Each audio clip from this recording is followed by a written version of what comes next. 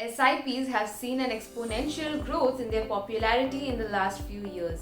Post the change in tax laws, many investors are unsure about how to calculate the tax on their SIP returns. And if you are confused too, then we got you. Hey guys, I am Prarthana from Clear Tax and let us look at SIPs from the tax angle.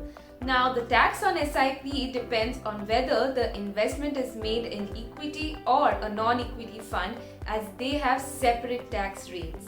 While both SIP and lump sum investments made in a scheme are taxed at the same rate, the tax calculation is a bit different and more elaborate in case of SIP. Now, how is SIP taxation different?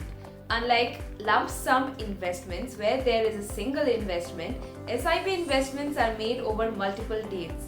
While we may think of a 1-year SIP as one installment and investment, for tax purposes, each installment is considered as a fresh investment. Accordingly, the holding period for each installment is calculated. For example, I start a monthly SIP in an equity scheme on 1st January 2020.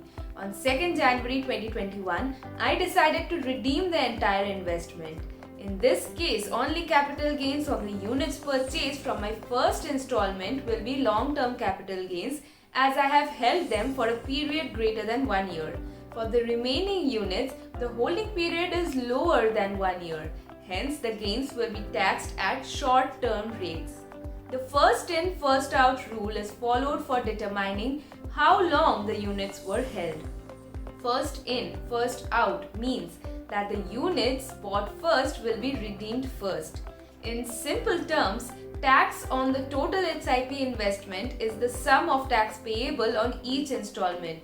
To calculate the tax on the SIP, we need to individually calculate tax on each installment. Now let me explain this with a step-by-step process. Step 1. Classify whether the fund is equity or non-equity. Then compute the holding period to identify whether the gains are short-term capital gains or long-term capital gains. Then note the cost of purchase of units for each installment.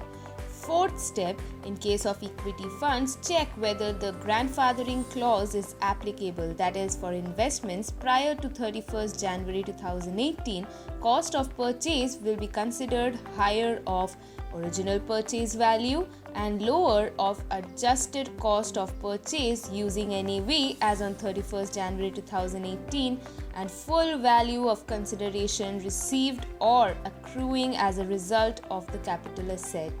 Then, in case of debt funds, if LTCG are applicable, adjust for indexation.